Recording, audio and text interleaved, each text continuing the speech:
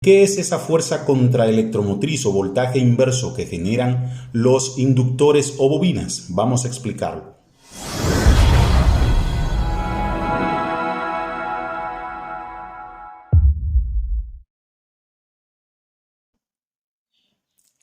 FCEM significa fuerza contraelectromotriz. Recuerden que la fuerza electromotriz es lo mismo que el voltaje o la tensión, pero la fuerza contraelectromotriz es una fuerza o un voltaje inverso que generan las bobinas o inductores por su propiedad de oponerse al cambio de corriente. En los circuitos electrónicos hay que saber proteger los componentes semiconductores de la FCEM que generan los componentes inductivos cuando son switchados por semiconductores como transistores, como SCR y como MOSFET y TRIAC. Así que hay que aprender a corregir la fuerza contraelectromotriz. Veamos cómo.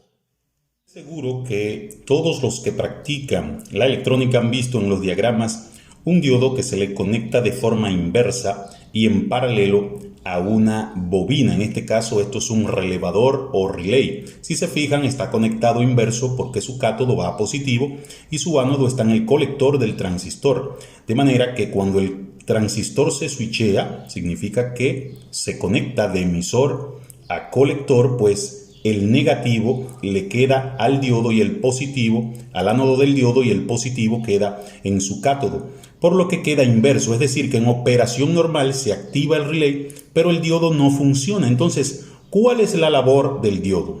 Precisamente lo que decíamos hace un momento de la fuerza contraelectromotriz es la fuerza que genera este inductor, en este caso un relay, pero aquí podría estar un motor eléctrico o podría estar un solenoide también o una electroválvula. ¿Y qué es esa fuerza contraelectromotriz o voltaje inverso que generan los inductores o bobinas? Vamos a explicarlo. Si miramos el circuito, una fuente alimentando un electroimán, que es un inductor, una bobina, en el primer momento, aquí voy a graficar el voltaje que va a estar en paralelo a la bobina. ¿Cómo sería la gráfica? En el primer momento, al no tener voltaje la bobina, porque el switch está abierto, pues la bobina tiene un voltaje de 0. Vamos a suponer que en ese punto accionamos el switch y ese es el momento de on. Cuando accionamos el switch, la bobina tiene una propiedad que se opone a los cambios de corriente. Es parecida a la inercia de la física, es decir, como su corriente inicialmente estaba en 0, ahora yo quiero cambiar esa corriente a un valor X. ¿Qué va a suceder entonces? Que la bobina no asume los 12 voltios, suponiendo que aquí hay 12 voltios de una vez, sino que inmediatamente accionamos el on, va a suceder algo parecido a esto, hasta que ya se estabiliza aquí los 12 voltios. Entonces, este tiempo de acá hasta acá es un tiempo de retardo entre la bobina cuando accioné asumir el voltaje de la fuente. Bien, ¿por qué? Porque ella se opone a los cambios. Esto es decir, en voltaje. En corriente también tiene su retardo. Muy bien, pues una vez que ya está establecida la bobina, suponiendo que esto es un relay y está funcionando, pues entonces vamos a suponer que ahora apagamos. Si apagamos, ¿qué va a suceder en el momento de apagado? Off. Que ella no se va a apagar de una vez, se va a oponer al cambio y va a suceder algo así, va a caer, pero de repente pasa algo extraño y luego ya se estabiliza en 0. Todo esto que está aquí, incluso fíjense que hay un voltaje inverso, un pico alto inverso, suele ser de 4 a 10 veces, porque la derivada de corriente versus el tiempo en el que apagué, suele ser de 4 a 10 veces este voltaje. Es decir, que lo máximo que puede llegar eso en un circuito alimentado con 12 voltios podría llegar hasta 120 voltios. Entonces, esto es lo que llamamos la FCEM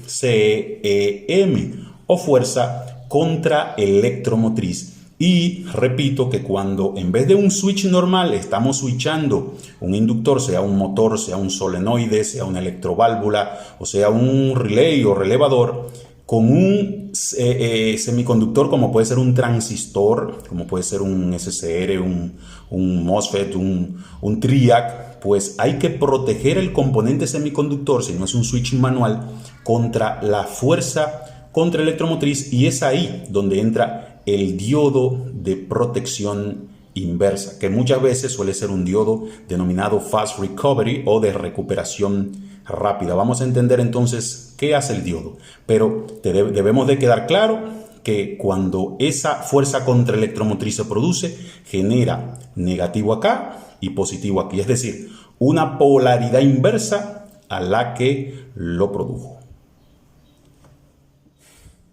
Vamos entonces a interpretar la dinámica del por qué el diodo y qué se persigue con que él proteja y qué es lo que protege. Vamos a ver todo lo que ocurre en un switcheo de transición de transistor de on a off. Miren, inicialmente si aquí aplicamos un 1, se calcula la corriente de base y demás, pues ya esto lo remito a nuestro video de transistores, pero el transistor se switchea. Switcheándose significa que conecta de emisor a colector. Si suponemos que esto es un relay, pues el relay se activa y la polaridad queda aplicada negativo acá y positivo aquí a través de esta fuente.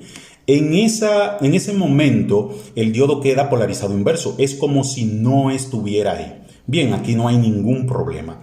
¿Cuándo viene el problema y cuándo el diodo entra en acción? Bueno, pues cuando acá le mandamos un 0, que decidimos apagar el transistor, se genera lo que hemos explicado de la fuerza contraelectromotriz. Se genera, vamos a cambiar de color para tener la FCM en azul, se genera aquí un voltaje menos acá y más acá. ¿Por qué? Porque les recuerdo lo que le dije, de que cuando se genera esa fuerza contraelectromotriz lo hace con una polaridad inversa a el voltaje que la produjo. Entonces, dijimos también, hay una forma ahí una fórmula de derivadas, pero quiero decirlo de forma simple, de que ese valor de voltaje suele ser entre 4 y 10 veces este valor.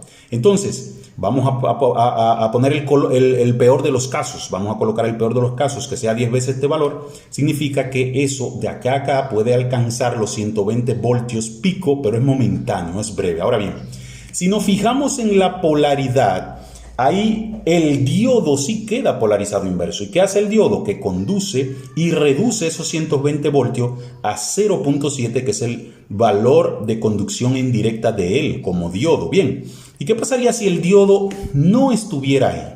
Bueno, el diodo cuando conduce pues anula ese voltaje, lo recorta y por lo tanto protege al transistor. ¿Por qué lo protege? Si el diodo no estuviera ahí, ¿qué pasa con ese pico momentáneo? Si lo vemos como una fuente que se coloca en serie, fíjense, ese negativo va conectado a este positivo de la fuente original y es como si este menos más, esos 120 voltios quedan en serie a 12 voltios. ¿Qué estaría viendo en ese momento, así sea en milisegundos, el transistor entre colector y emisor? Estaría viendo entonces aproximadamente 132 voltios. ¿Por qué? 120 más 12.